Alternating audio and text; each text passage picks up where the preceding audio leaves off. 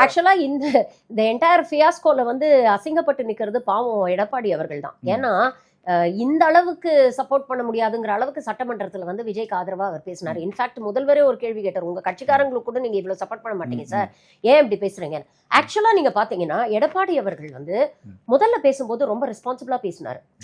முதல்ல அவர் கொடுத்த இந்த சம்பவம் நடந்த உடனே அவர் கொடுத்த ஒரு பிரஸ் மீட் நீங்க பாத்தீங்கன்னா இதுல 2 பேர் மீதியும் தவறு இருக்கு, இது என்னங்கறத பாக்கணும், 2 பேரும் காவல்துறையும் இதுல வந்து பிரச்சனை இருக்கு, விஜய் தரப்புலயும் வந்து இதுல நிறைய தவறுகள் இருக்கு, பின்னடைவுகள் இருக்குன்னு பேசினார்.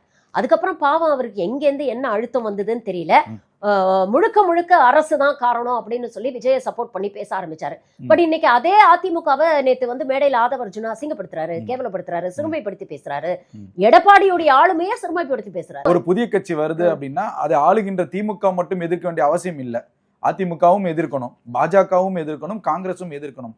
அப்படி இருக்கிறப்ப ஒரு புதிய கட்சி திமுகவுக்கு போட்டி நாங்க மட்டும் சொல்றப்ப அப்ப அதிமுக ஈஸியா வந்து தவேகாவை வளர விட்டுருமா, பாஜக வளர விட்டுருமாங்கிற இன்னொரு கேள்வி வரும்.